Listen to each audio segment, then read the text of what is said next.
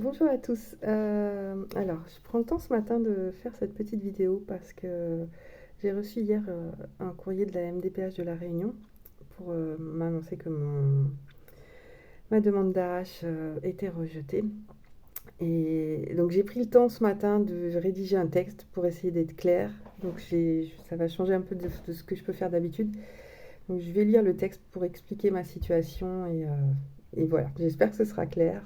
Euh, J'y vais. Bonjour, je m'appelle Christine Avignon et je fais cette vidéo pour témoigner de mon parcours avec l'AH et plus largement avec le handicap invisible. Depuis 2019, je percevais l'allocation aux adultes handicapés. En septembre 2024, la MDPH de la Sarthe a refusé le renouvellement, estimant que mon taux d'incapacité était inférieur à 50%. J'ai fait un recours administratif, le RAPO, qui a été rejeté. J'ai donc lancé un recours devant le tribunal. Je suis toujours en attente d'une convocation. Donc ça, c'est un recours, ce qu'on appelle le recours judiciaire. C'est pour ce... Comment dire? Oh, c'est pas trop, ça fait pas très professionnel ça, mais voilà. Voilà, donc je suis en attente de convocation pour le recours judiciaire. Je continue. Entre-temps, je suis revenue vivre à La Réunion. J'ai monté un nouveau dossier ici, parce que comme on ne savait pas ce qu'allait donner le recours judiciaire, l'assistante sociale qui me suit m'a dit on va essayer de monter un nouveau dossier à La Réunion. Donc voilà. Donc j'ai monté un nouveau dossier ici, avec des tests récents, qui n'étaient pas dans mon précédent dossier dans la Sarre. Donc j'ai refait des tests. Ça m'a coûté très cher, parce que les tests, quand on va psychomotricien, psychologue, tout ça, c'est pas remboursé.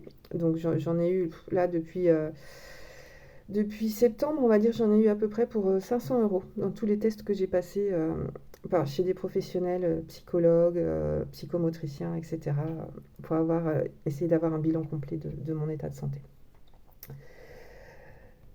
Voilà, donc j'ai monté mon dossier ici, avec des tests récents, un courrier du médecin qui me suit ici à La Réunion.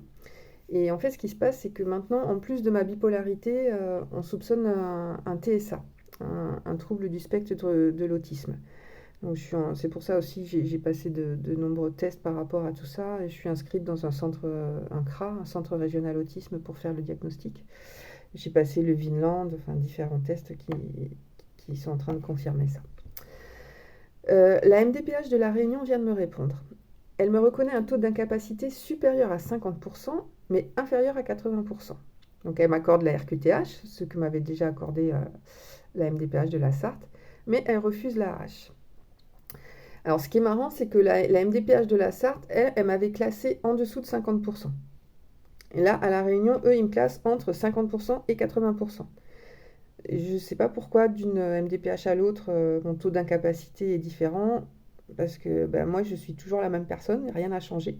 Mais bon, donc pourquoi le taux il change selon les départements, alors que c'est toujours moi avec les mêmes difficultés, ça c'est un mystère. Et donc ensuite, d'octobre à novembre, je n'ai eu aucun revenu, c'est ce que j'avais expliqué dans une de mes précédentes vidéos. Donc j'ai dû me débrouiller, heureusement que j'avais mon chéri, parce que sinon je ne sais pas comment j'aurais fait pour vivre pendant ces 3 mois-là. Et depuis janvier, je touche le RSA, donc j'ai 500 euros par mois pour vivre. Euh, je vous laisse imaginer ce que ça peut être de vivre avec 500 euros par mois aujourd'hui. Et donc, entre-temps, j'ai utilisé mes compétences, tout ce que je savais faire pour essayer de me former un peu aux nouvelles technologies. Je me suis créé un site web, j'ai publié des interviews, j'ai lancé un podcast, enfin, tout ça pour montrer, parce que j'ai eu des commentaires assez négatifs, assez méchants sur ma précédente vidéo. Je ne suis pas chez moi à rien faire. J'ai des capacités, j'ai travaillé. Si vous allez sur mon site, vous allez voir toute mon expérience professionnelle. Donc je ne suis pas une personne qui a rien fait pendant des années. J'ai des compétences. Simplement, je ne gère pas la pression en entreprise. Je ne suis pas du tout calée sur le rythme actuel qui fait qu'il faut qu'on aille vite, vite tout le temps. Et moi, j'arrive pas à gérer tout ça.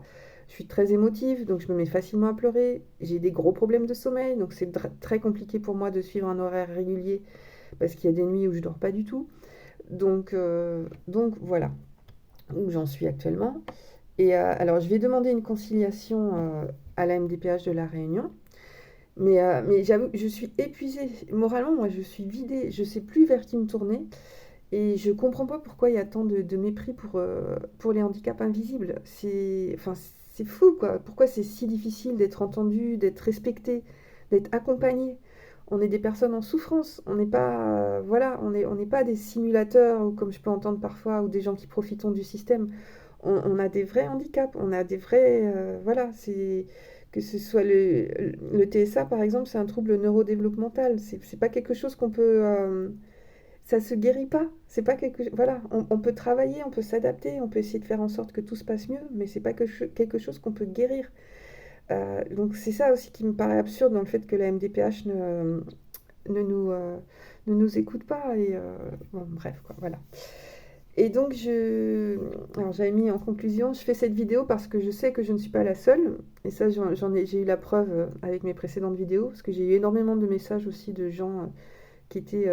ma dernière vidéo, elle a été vue 3000 fois. J'en revenais pas, parce que c'est un truc de fou.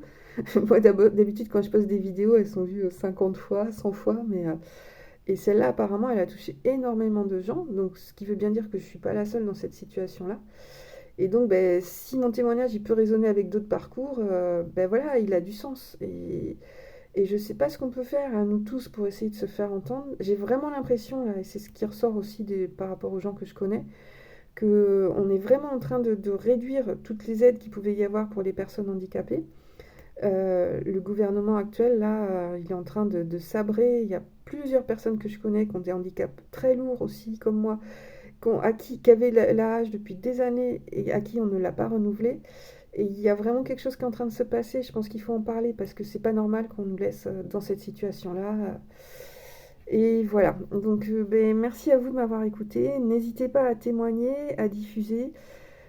Si vous avez des pistes, si vous savez ce qu'on peut faire. Moi, je sais que dans mon entourage, j'ai des personnes aussi qui étaient intéressées pour témoigner. Donc, je pense qu'il y en a quelques-unes qui vont m'envoyer des vidéos pour aussi élargir tout ça. Mais c'est plus possible. Juste arrêtez de, voilà, de ne pas nous considérer.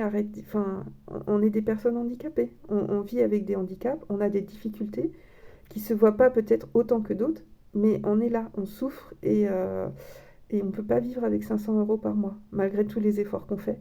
Voilà, on n'y arrive plus. Donc il faut faire quelque chose pour nous à un moment donné. Il faut arrêter voilà, de considérer qu'on n'est pas malade et qu'on est comme tout le monde et qu'on peut vivre comme tout le monde, parce qu'on ne peut pas.